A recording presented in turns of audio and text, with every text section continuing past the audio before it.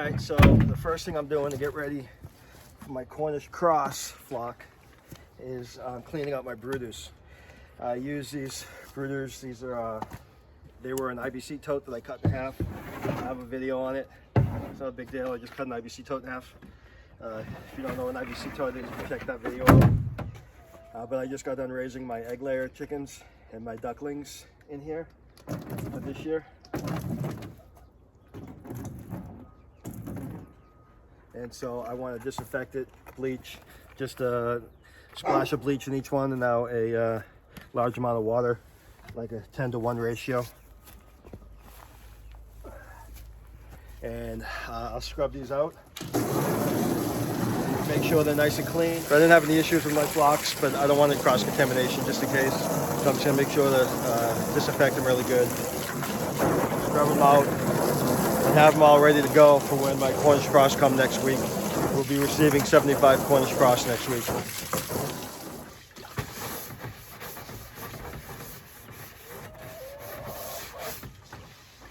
All right, good morning.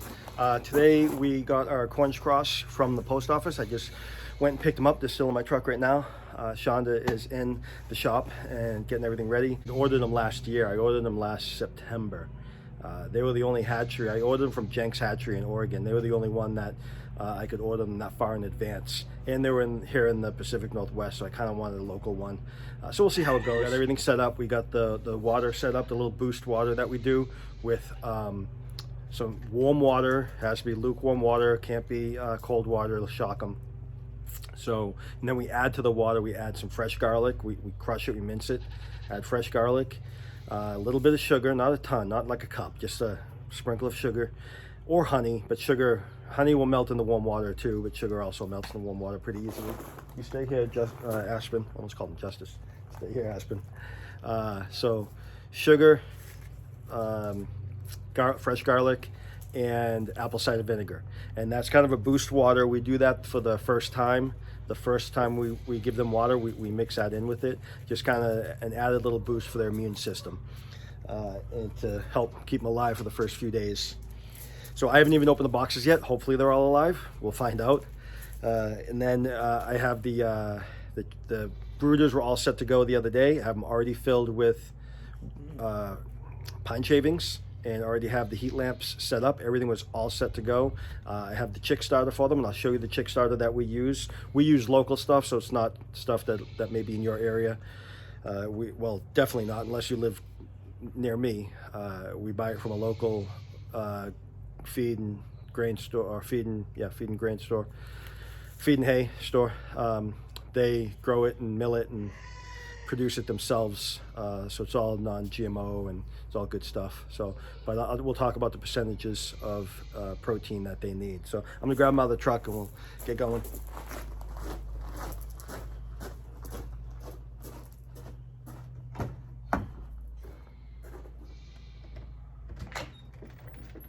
Hey babe. Yeah. Are we filling up the metal tray? The trays or the blue thing? I figured the trays, because we have so many. I mean, we could do the blue thing, but I figured the trays. When I filled up the blue thing, I I didn't know because you left it there. I thought they wanted the blue thing. Yeah, I was thinking about the blue thing, but then I just grabbed that big metal one. So you want me to fill the trays up? Probably the trays. What do you think? Yeah.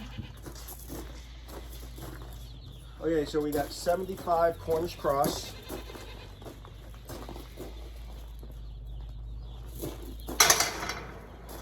So these are going to be our meat birds for this summer. So we're going to raise them for 2 months, 8 to 9 weeks, and then process them.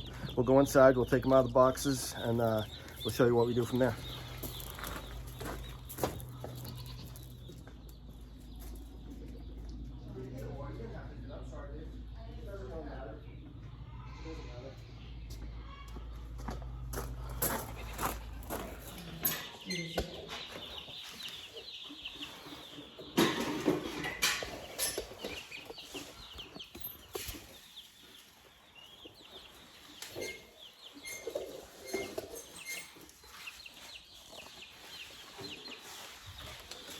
Okay.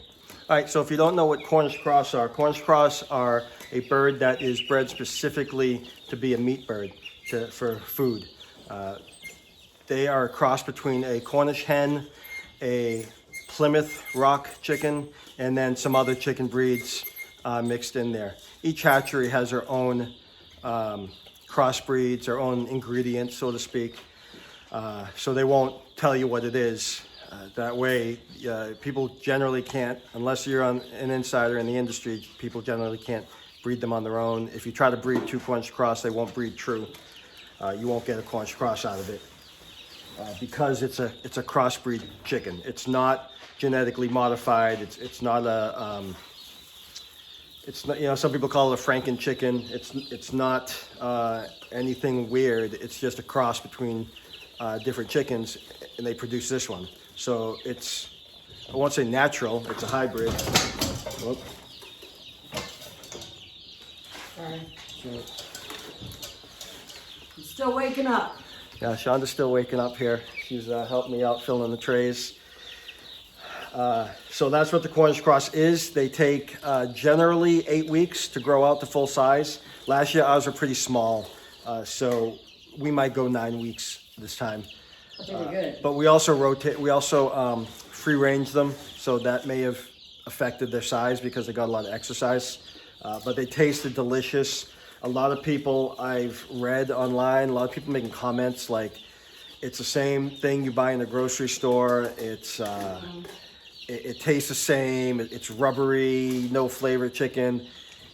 First off, I think most of those people are not real people because those are on like Facebook comments, so they're bots. They're just, I don't know why they'd be on a homesteading website, but if you've ever eaten a Cornish cross that was raised in a small farm, Properly. if you ever eaten a Cornish cross that was raised properly on a small farm, done organically or natural feed, free range, raised on grass, and you say it tastes the same in the grocery store, then you're doing something wrong. Either you're lying and you've never tasted one, or you don't know how to cook. Sorry if I sound rude, but that's the fact. Because I've never had someone we've never had someone taste our Cornish cross that we raised and not say it was the best chicken they ever had. Every single person that's ever tasted says the best chicken they've ever had. It's so much juicier. It's so much more dense. The meat is more dense because it's not injected with a brine and chemicals that the commercial farming does to them. Commercial farming raises them in a warehouse. They never see the light of day. They don't get any kind of exercise. They're just all raised in a warehouse, and they're slaughtered pretty quickly. So I'm not sure how many weeks commercial farmers do it, but they're not that big. So once you saw the first ones we ever had, they were huge. My buddy raised them in California, and then we went and helped process them with them. They were 8 pounds dressed. After that, after eating those, they look at a grocery store bought chicken. They look sick. It's like, I don't want to eat that from the grocery store. Hi, Aspen. Aspen making a guest appearance. He has redeemed himself. We're working on him. Yeah, we're working on him. He was a chicken killer. We're working on him, trying to train him to be a good farm dog. So I hear that there's other ones, the American Breasts, Red Rangers, Freedom Rangers, that taste even better. That might be so. I have no experience. I don't know. I've never tasted them. But our Cornish cross are incredible tasting. I don't care what anyone says. It's the best chicken we've ever had. It's not like just chicken. Like everyone says, if you don't know what something tastes like and you can't describe it, you say it tastes like chicken because most chicken just tastes bland.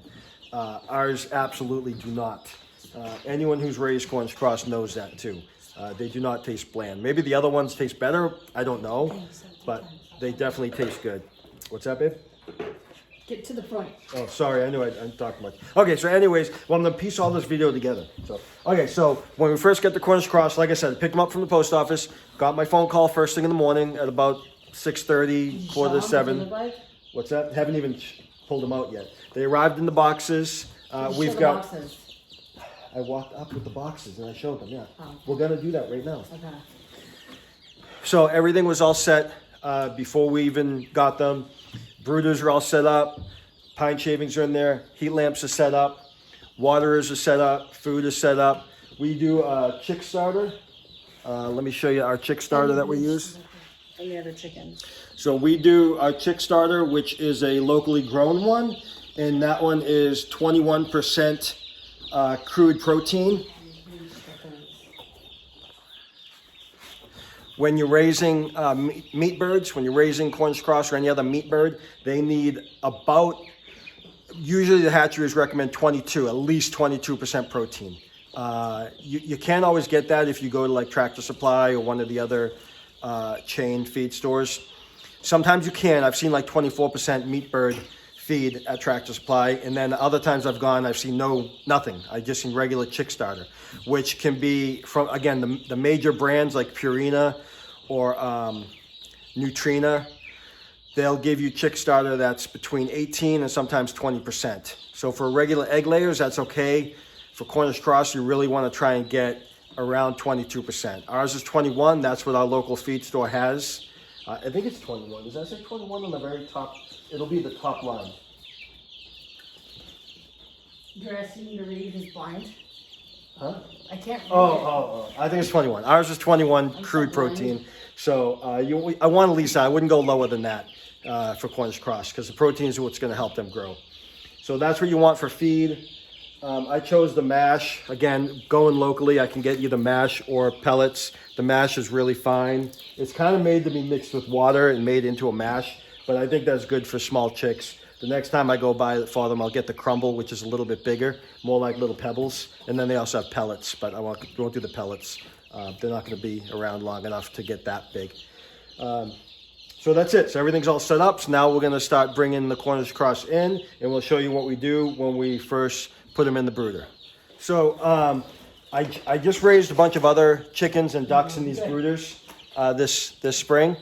So when I was done with those, I washed these out and I used a water bleach solution. So I bleached them so they're all sanitized. So no cross-contamination, just in case. We didn't have any issues brooding our last flocks, but again, just in case. So we're gonna go ahead and grab one of the boxes. I need a knife. Oh, let me see the box. Let me show them one more time. You're my assistant. Overkill. Don't give me dirty looks. You overkill. So this is the box that they come in. So there you go. They can survive 2 to 3 days without any food or water because when they first hatch, this particular hatchery, the last hatchery I ordered from, they hatch on one day and they ship them out the next. This particular hatchery shipped them out on the same day they hatched. When a chicken hatches, it'll eat the yolk. It'll eat all the yolk that's inside the egg that it hatched from. And that will give it all the nutrition and fluids that it needs to survive for 3 days, maybe up to 4, I'm not sure. But I know 2 or 3 days is no problem. So this is how they come. Oh, they're so cute and adorable. Okay. They all look good right now. Yeah, I think right. Yep. So as she hands them to me, we're gonna dip their dip their beaks in the water. Okay, here.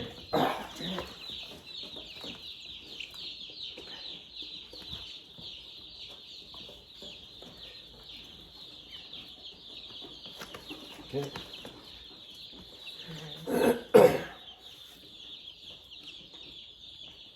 So here's how tiny they are, and you're gonna see how fast they grow. So this chick is 2 days old.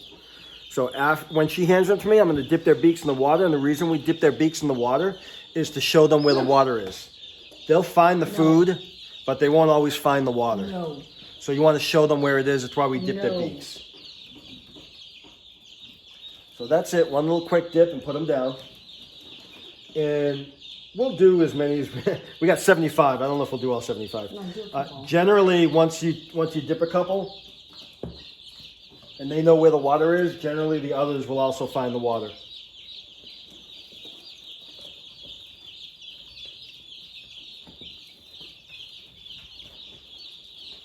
Check your butt. Not yet, they haven't eaten anything. Oh, yeah.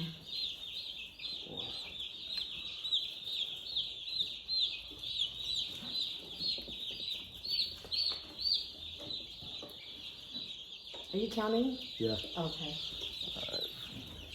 Okay, so the first box was the smaller of the 2 boxes. That had 26 in there. I figure they're probably boxes of 25, and they'll usually throw in a couple extras just in case you have any die on the way, and that's very common. It's not uncommon if you have 1 or 2 die in shipping. We didn't have any. They all arrived healthy so far. They look good. They're all running around and active. These look good too. Do they? No deaths in there? Okay, so no dead ones in the second box So far. so far. But you could have some die on the first couple days, first 24 hours. It's not uncommon. These ones are walking through the water. That's not good. Okay, so we put 38 in here, and now we're going to put the rest in that box. We'll figure out how, we don't know yet how many we got in the first box. We haven't counted it all the way. So I dipped all their beaks. I may add some pebbles in here, some rocks. This is the first time I'm using a large waterer like this because we have so many. I ran out of waterers, so it's the first time I'm using such a large waterer. I don't want any to fall in there and drown, so I may add some pebbles to that for the first couple days, first week. Okay, so we'll do the same thing in this one.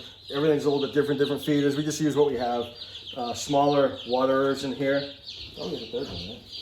Yeah, we did. It's okay. These are more the type of waterers you want for brand new chicks. You see? Be nice. He's afraid to even come near him now.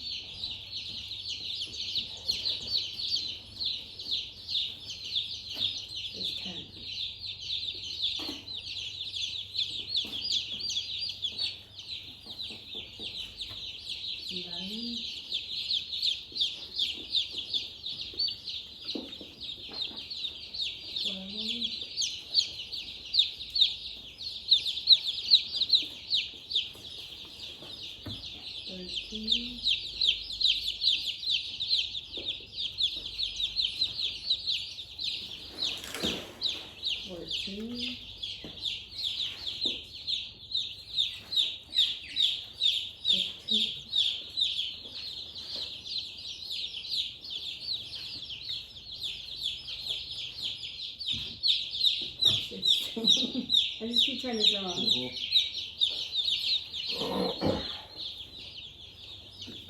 17.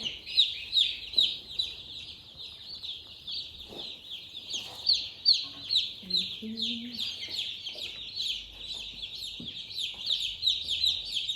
19. 20.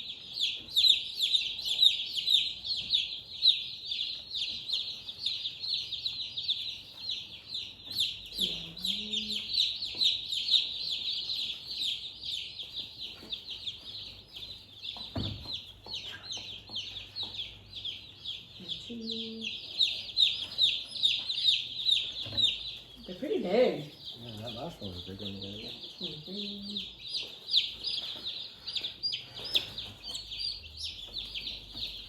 24. This one's pretty big.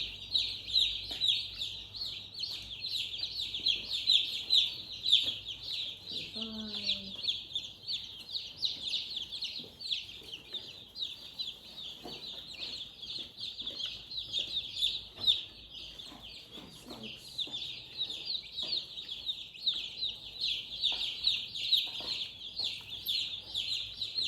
27, 28, 29,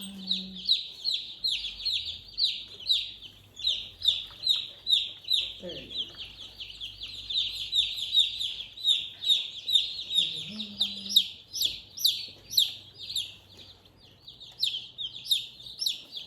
Get into the other hand to one more room with the water.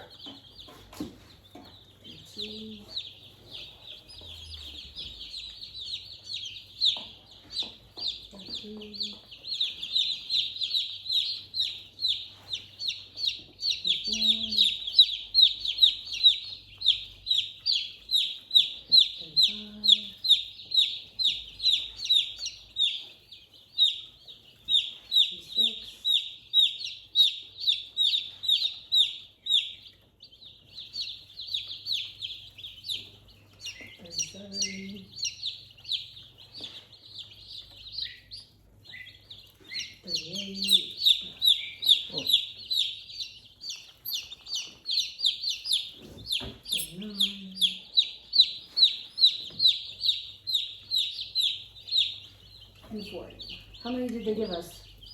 So we got 78, so 3 extra. So we ordered 75, we got 78, so they gave us 3 extra. That's pretty normal, it's pretty standard, 1 extra for every 25. They all arrived healthy, alive. That's a good start, but they're very active. Yeah, most of them very active. A lot of them, as soon as I dip their beak in the water and let go, they lunge right back for the water. So it's instinctual. They'll drink and they'll eat. They'll figure it all out. So again, it's not uncommon to lose some in the first couple of days. It just happens. If you have livestock, you'll have dead stock. So you see how tiny these are. I mean, these are super small and they're going to grow huge. So a normal egg-laying chicken is ready to leave the brooder and go outside at 6 weeks. The Cornish cross will be ready to leave the brooder and go outside at 3 weeks. A chicken typically is ready to leave the brooder when they are fully feathered. Once they lose all their down feathers and they get their pin feathers come in, they'll be ready to leave the brooder. In their case, so a couple things to keep in mind. At 3 weeks, they can handle temperatures down to about freezing, okay? So that's why we waited a little bit. It's now May 2nd. A lot of people start in April. I don't know if people up here in Idaho start that early, but we're still getting freezes. I had to go out and break ice this morning in the water. It was not a lot, just kick the buckets and it breaks. It's a very thin layer, but we're still getting below freezing at night here. So we wanted to wait till May and then they'll be ready to go out. So if I have to, I'll keep them in the brooder 4 weeks, but by the time these birds are ready to leave, it's going to be Memorial Day. So I think we'll be done with the frosts up here in North Idaho. I hope. We hope they can handle the weather after that.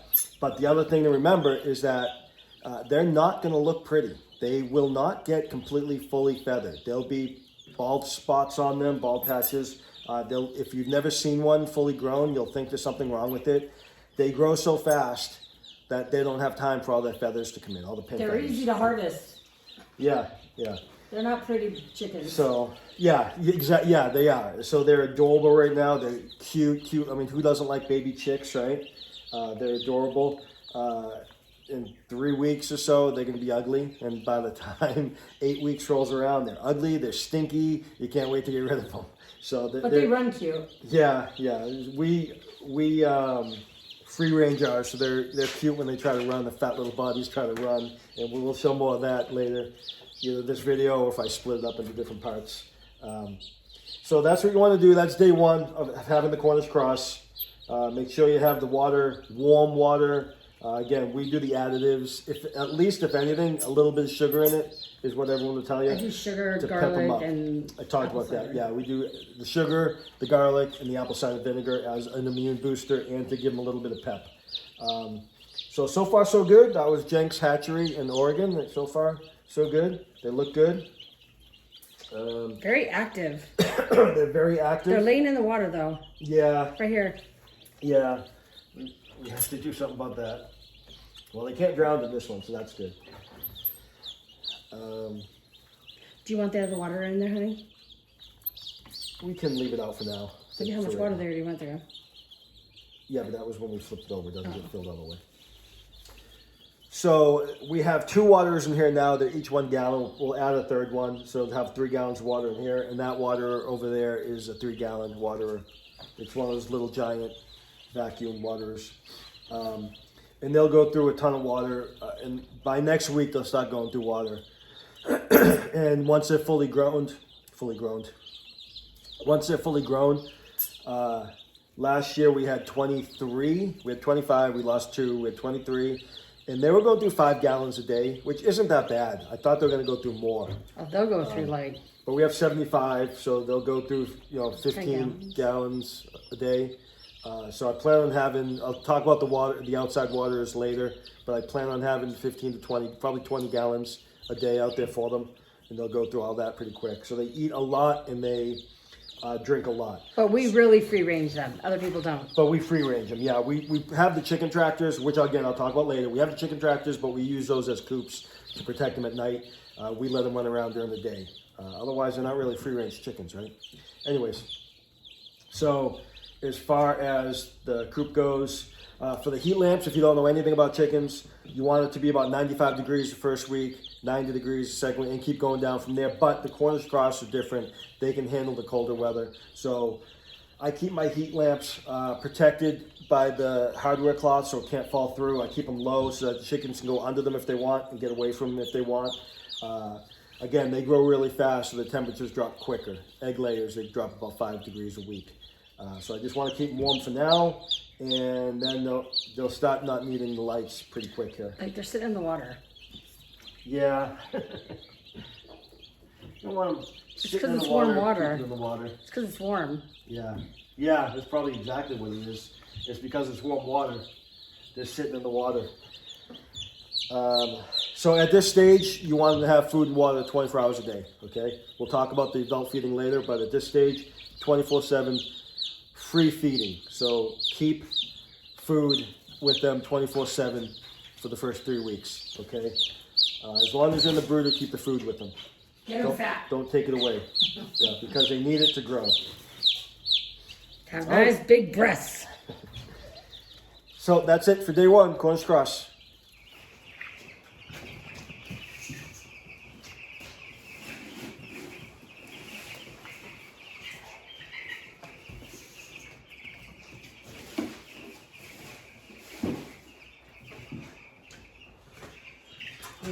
So I meant to do quick updates each week on the Cornish cross for this video. I'm doing it in pieces. So the first portion that you just watched was day 1. I meant to do week 1, but springtime has been crazy on the farm. It's been an unbelievable amount of work. So it's 2.5 weeks now that we've had these. They're growing a lot, a big difference in size.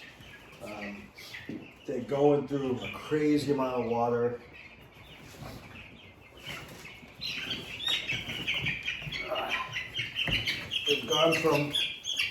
They've gone from cute and cuddly to gross and smelly and nasty, and they're almost fully feathered. So they should be fully feathered by next week. But as you can see, some bald spots. That's normal with Cornish cross. They grow so fast. I mean, just look at the difference from the beginning of the video. Day 1 to week 2, 2.5. Huge, bigger than an egg layer would be. They're gross. They should be, I say fully feathered, quote, air quotes, fully feathered by next week. By week 3, they can handle temperatures down to freezing, down to 32 degrees Fahrenheit. So they'll go out in the chicken tractor next week, hopefully. I think we're done with freezes. We are still getting down into the 30s, the high 30s at night. It's mid-May. I can't remember the exact date, but it's close to the end. Memorial Day weekend is like, I think it's next week. So right now it's Friday. So we got about a week and a half for Memorial Day weekend. So we're about done with freezes at night. I think we've had our last freeze, but it's still getting down into the upper 30s some nights. So they should be able to handle it next week. Once their head becomes fully feathered, their bodies will never be completely fully feathered. Generally speaking, I have processed some that a friend of mine raised that his looked fantastic. He free ranged it. He didn't, he wasn't one of those Facebook farmers that had to have everything perfect. They do a ton of research. He bought them, he raised them with his egg layers, and they were beautiful. They were all fully feathered. But generally speaking, they won't get completely fully feathered because they'll have bald spots, because typically they won't grow, they'll grow too fast for the feathers to keep up with, typically speaking. So they'll be as fully feathered as you're gonna get by next week. So they should be ready to go out. So they're going through a ton of water. These ones are going, let me see, they have this one left. They have a little bit of that one. I fill those up at least twice a day. So each one of those is 1 gallon. Well, the blue one might be a little bit smaller than 1 gallon. That blue one right there. The other two are 1 gallon. So if that's smaller than 1 gallon, it's probably like at least 3/4 of a gallon, the blue one. So about 3 gallons twice a day. So they're going through about 6 gallons a day. That's 3 gallons. So I fill that up every day. So somewhere in that ballpark, going through a lot of water. And then I just filled up the feed. I've had to put the regular feed buckets in here, take away the little chick feeders, because they're going through way too much feed. They're blowing through it. So I've gone through 3 bags of the 50-pound bags of feed. So 150 pounds of feed in 2.5 weeks of chick starter. So they're eating a lot. They're drinking a lot. That is completely normal with Cornish cross if you've never raised them before. They're going to eat and drink a ton. You always got to keep water with them. We'll talk later in the video about how to feed them 12 on, 12 off if you choose to do that. Right now, I'm free feeding them. I don't take the food away. I'm doing free feed while they're in the brooder. I feed them 100% of the time, 24/7. They have food and water in the brooder. I don't take it away. I have 75. We lost 3 in the first week. I ordered 75. I received 78, and we lost the 3 extras that they sent us, which is perfect. Ordered from Jenks Hatchery in Oregon. They all seem to be pretty healthy, getting big. I haven't lost another one since then. I don't want to jinx myself, because most likely we will lose 1 or 2 more. I hope not. So I mean, that just goes with raising Cornish cross.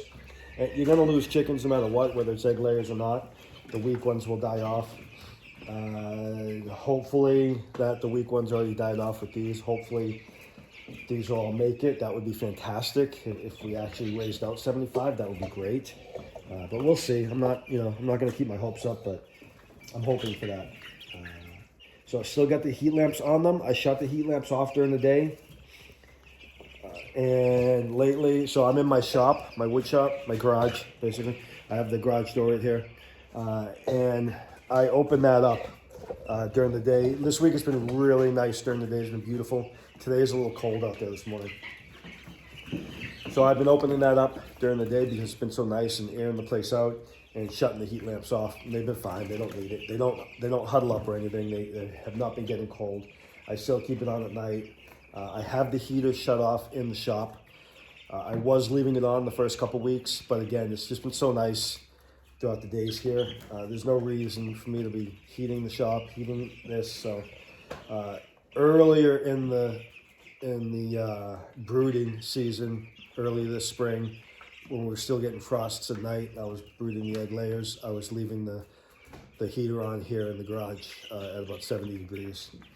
But now I have that shut off. I just have the heat lamps on. I just have one heat lamp on here because I needed one for the goats that we're kidding. We're kidding goats as well right now, so we have a bunch of babies out there as well.